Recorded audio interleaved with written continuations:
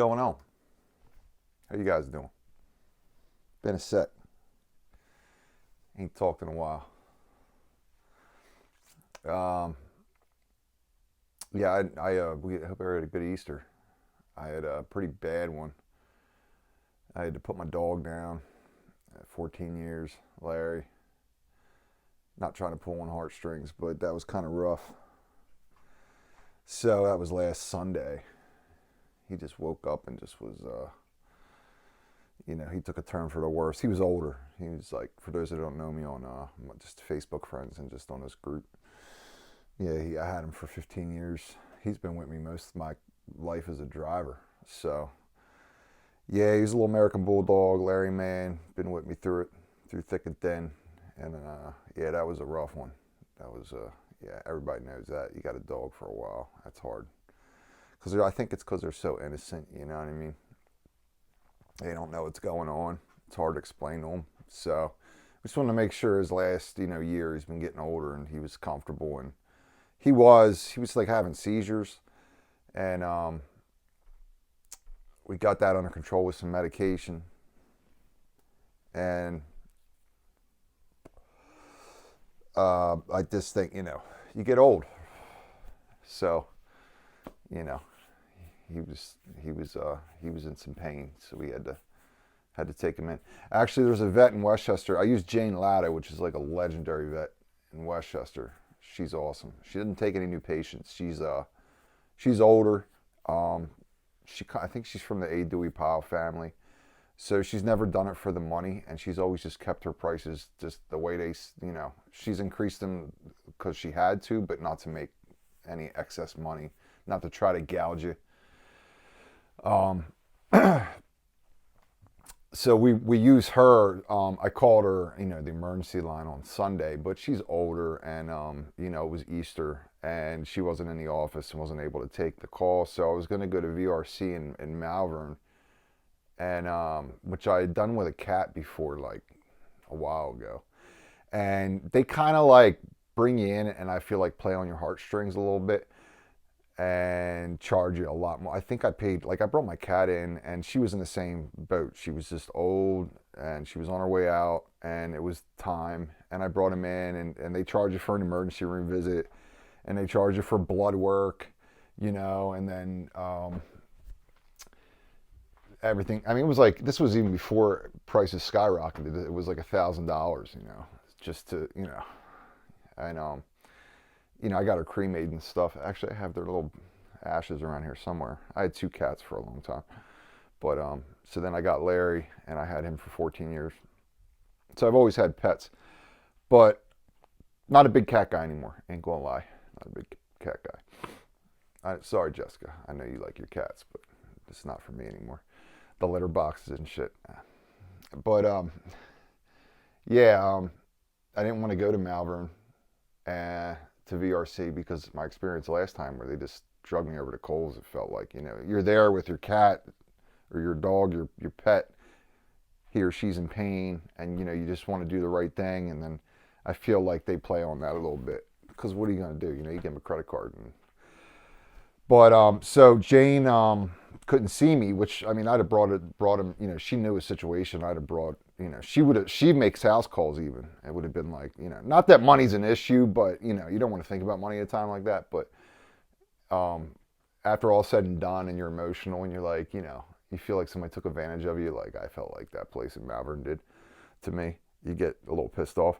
So there's this new place that opened up on Boot Road and Paley Pike, and they're like an emergency vet. Not 24 hours. They're open 10 a.m. to 10 p.m. every day, and they were open Easter. And we took them in there. We had my wife's mom come watch the kids, and I had to pick him up. He was basically went from he was hobbling and stuff for the last month or so. He wasn't moving around too good, but he went from. We woke up Easter morning. I took him out. I used to carry him up and down the stairs because he liked to sleep with us, and I liked to monitor him because when he was sleeping, he would have these seizures. I always thought it was sleep apnea, but I'm pretty sure it was a seizure. His head would tilt back, he would stop breathing, and I'd have to shake him, And he did that a lot all his life, but once he got older, they started to wear on him a little bit. So, I always kept him, bring him upstairs, and then I brought him back down. We had this pregnancy sling that I used to help him up and down the stairs because he was too old to do that. And, Easter morning we woke up, and I took him down, and he went to the bathroom outside, and I just left him down here, downstairs. I went up and slept for another hour or two. When I came back down, he just, something in his body kind of went. He was just laying on the couch, but he wasn't able to move, and then within 24 hours, he wasn't able to even lift his head. It was just really sad. So, yeah, we took him down to this place, Boot Road and Paley Pike, and they took really good care of us. They were real professional and didn't, the price was more than fair. It was like $180, and we're going to get him cremated. And I think they use, there's a place, Pet Memorial, right by UPS, actually. And I know the lady that ran that. We used to grew up with her. Her name's Margaret. And yeah, so we're going to get his ashes back and stuff. But yeah, that really sucked. That's hard. I'm not much of an emotional dude. I guess I kind of am, but yeah, that really got me. So I took off Monday because that happened Easter on Sunday. We kind of like missed Easter, obviously, and didn't do anything. So we're going to do it tomorrow. But, and then I got like really sick on Wednesday and Thursday. I woke up Wednesday at like 3 a.m. There was this big thunderclap because we had all those bad storms and it rained forever. And my little ones brought home like a stomach bug. And I was thinking like stomach bug, all right, But that I was thinking, oh, that's cute. It's not cute. And that stomach bug thing, man, that was bad. That was just as bad as COVID was, almost. That the violent amount of discharge from my mouth and my ass, both ends. Sorry, I'm getting a little too graphic. That's what I called in. I'm like, yeah, it's going both ends, brother. They didn't give me too much shit about it. There was a driver that got pulled off a road actually Wednesday as well because it happened to him, and he's got kids in daycare. So watch out with you guys in daycare. You pay all that money just to get sick all the time. But yeah, the stomach bug, I was like, the kids got sick, the wife got sick, and then my oldest, she's like on Tuesday night, she's like, well, Daddy, why haven't you thrown up yet? And blah, blah, blah. And I'm like, I don't know, I work for UPS, I'm immune to all that stuff. And then, 3 a.m, there was this thunderclap. I got up, my stomach started going, and for about till like 7 a.m, man, it was on. And that shit hurt. And I took off Wednesday, and then I even called off Thursday. Actually, the dispatch guy that we got, he's pretty bad at his job, like they normally are. I don't know if it's them, or if it's the software or the format in which they need to use to implement like the routes, the way they dispatch. But it is really bad. It's very inefficient. And so I called him Thursday. I was like feeling all right, but I was like wishy-washy about it. And I was just seeing like, maybe I'd come in, make the effort. But if you have somebody available, I was talking to him because I talked to the supervisor the night before and said, this might be an issue tomorrow too. And he was like, I'll write him a note. So when I'm talking to him, and he's like, I got you on your route. And I'm like, well, is there somebody to do my route? Like, not feeling very well at all. And, he's like, well, I have to wait. He was just giving me he was like fighting back.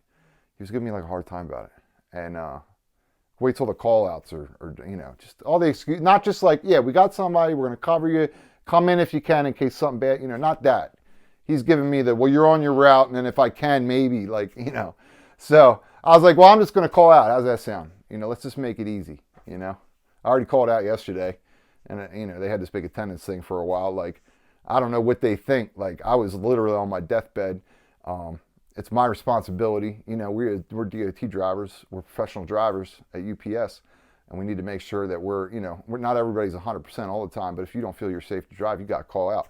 And they browbeat you into trying to come in. Even when they got people to cover you. They're just their mindset now. Like, they just, no drive, they're like, jealous of like the days we get off, I guess, or something, because we do get a lot of days off. But this is a physical job, and we negotiate. And once you're here 20, 25 years, you get a lot of days off.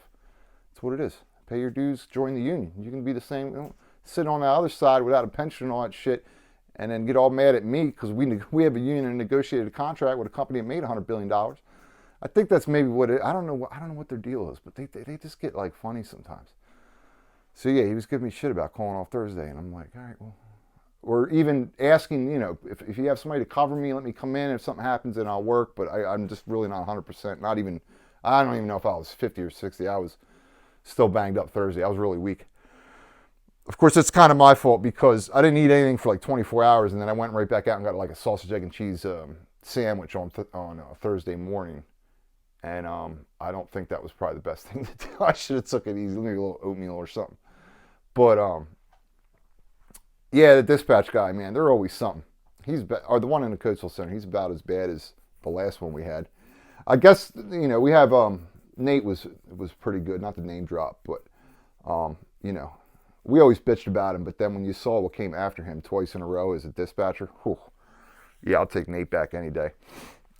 Because man, they do some dumbass shit. Even so, I worked Friday. I can't be taking days off. Like I want to work, I need the money.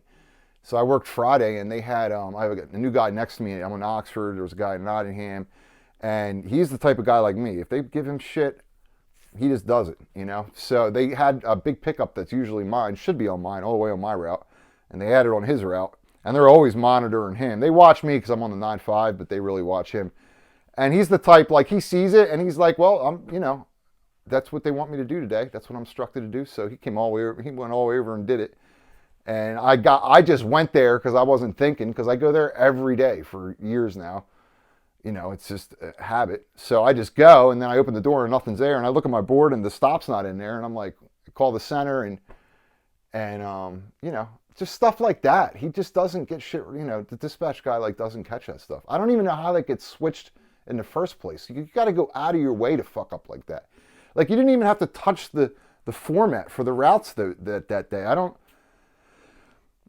don't know how, and I talked to Mandy about it because she was talking to guys with 9-5s, and right now she's not progressing any 9-5, or she's not approving any 9-5 grievances, so I don't even know why we're in there. But, they're just going to get kicked up to labor, and I guess it's just the way. Some guys she'll talk to try to fix it. Some guys she tries to harass.